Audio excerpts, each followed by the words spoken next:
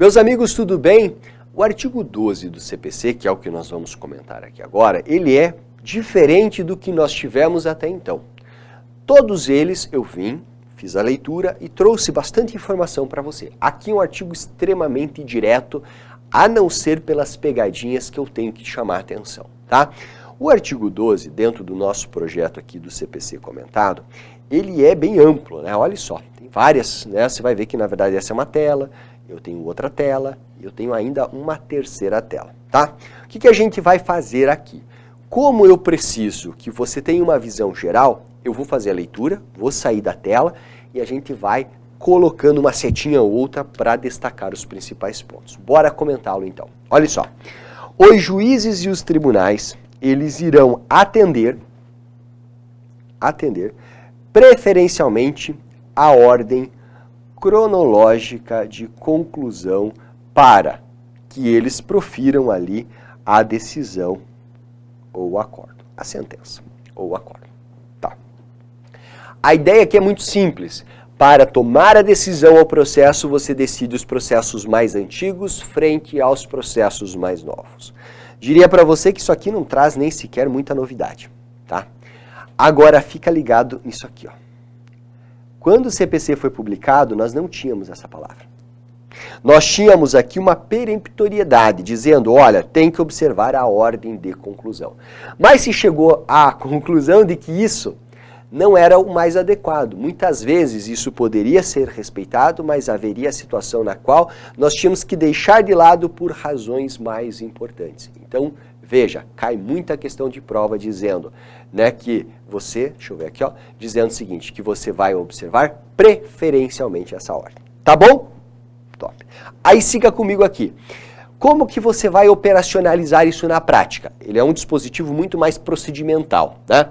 Você vai criar uma lista de processos que estarão aptos a julgamento e ela vai ficar permanentemente à disposição para consulta, sim, para que as partes possam verificar se isso está sendo observado e até para que saibam quando o processo dela será julgado ou será inserido em pauta para proferimento de acordo, ok?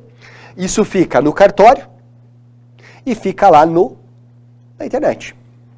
Agora vem, presta atenção que isso aqui é importante, estão excluídos da regra geral, ou seja, não irão observar a ordem cronológica de conclusão.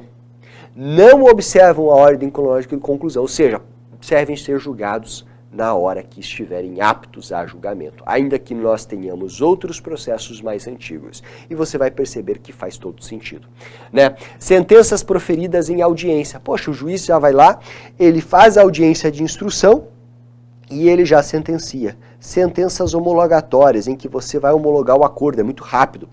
Ou sentenças de improcedência liminar do pedido. Improcedência liminar do pedido, meus amigos, é aquilo que você tem lá no 332 CPC. São situações em que o juiz pega o processo para fazer a admissibilidade e ao fazer a admissibilidade ele percebe que a parte não tem razão. Que a parte autora está pedindo algo que contraria um precedente obrigatório que ele deve seguir. Numa situação como essa, não faz sentido ele colocar na fila para julgar. Ele julga em menos de meia página, então ele já resolve.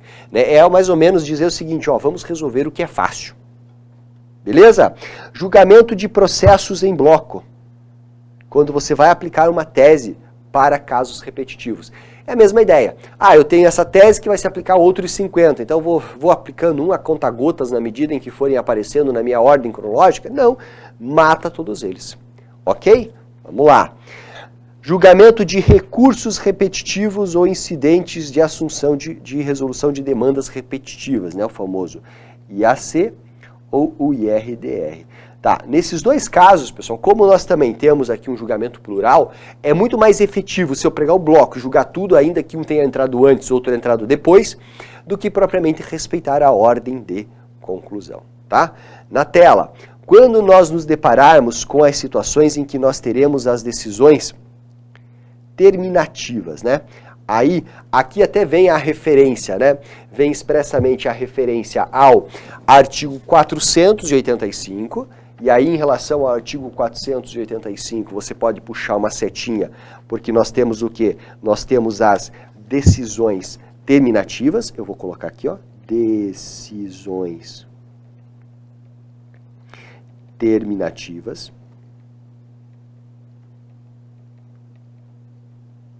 E ainda temos o que? A referência ao artigo 932.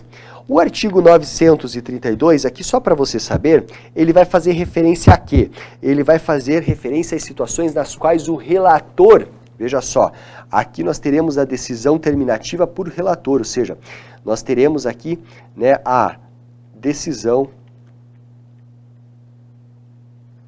né, pelo relator lá no tribunal. Então, são decisões que vão encerrar o procedimento já sendo feitos pela relatoria. Embargos de declaração também não entram na ordem. Por quê? Porque já houve uma decisão, então agora se quer esclarecer uma obscuridade, eliminar uma contradição, fazer a correção de um erro material ou verificar uma omissão do juiz. Mesma coisa você encontra em agravo interno. O agravo interno já houve uma decisão, ela será reanalisada no âmbito do mesmo tribunal. Preferências legais, né?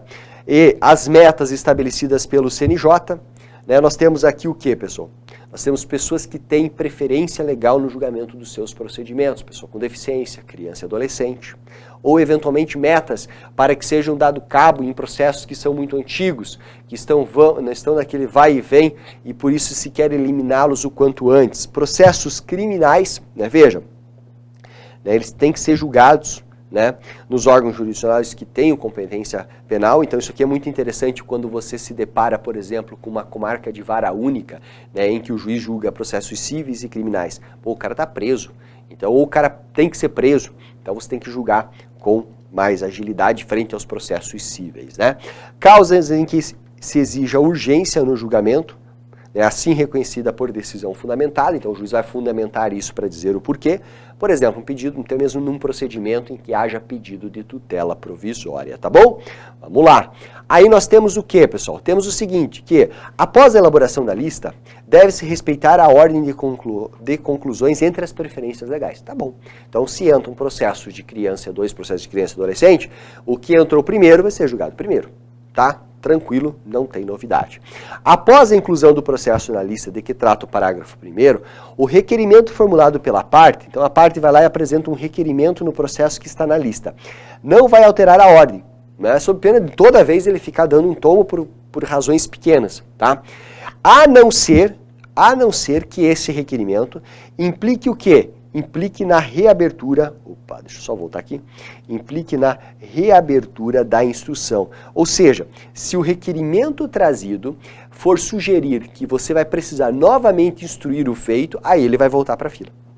Ou também, né, no caso lá do tribunal, de conversão do julgamento em diligência. Ou seja, eu tenho que converter o processo para fazer verificações, eu tenho que converter o procedimento para investigar melhor antes dele ser decidido. Às vezes tem requerimento, pessoal, só para extrair uma certidão, requerimento para esclarecer uma informação, aí não precisa você refazer a lista, tá? Decidido o requerimento previsto no parágrafo 4º, o processo retorna na mesma posição em que anteriormente se encontrava. Vamos encerrar? Vamos. Ocupará o primeiro, olha só, primeiro lugar na lista, prevista no parágrafo 1º ou conforme o caso. Se houver sentença ou acordo anulado, então, veja, tem uma sentença que foi dada e ela foi anulada. Então, veja, poxa, o cara tinha uma sentença, anularam a sentença, então nesse caso ele tem que ir para o primeiro lugar na lista, tem que ser o primeiro a ser analisado. A não ser que haja necessidade do quê? De você realizar nova diligência ou complementar a instrução, né? Ou seja, se você voltar aos atos instrutórios, aí não dá. E por fim, nós também temos o quê? Caso se enquadre, né? Caso se enquadre lá, olha só, referência lá ao artigo 1040, lá no finalzinho do CPC. Professor, o que nós temos aqui no artigo 1040? No artigo 1040 nós temos uma técnica para julgamento, eu vou anotar aqui, ó, para julgamento de recursos é o RESP e RE repetitivos. Tá? Em relação a esses recursos especiais e extraordinários repetitivos, tem o seguinte, uma vez que foi publicado ali o acórdão que é o paradigma, nós temos o seguinte, a reexame dos processos, né, que estão decorrentes deles, todos eles também serão analisados. Por quê? Porque nesse caso você vai aproveitar para matar vários processos em bloco. Então, você coloca em primeiro da lista e detona eles. Tá bom? Moçada, quanto ao artigo 12, não tem um esquema para eu fazer para vocês. O importante é que você leia ele e você entenda. Então, basicamente, o que nós temos? Ordem cronológica, que é assumida preferencialmente. Tá bom. Aí temos as exceções. E essas exceções, delas você tem que tratar. Não acho que você precise memorizar para garantir questões de prova. Beleza?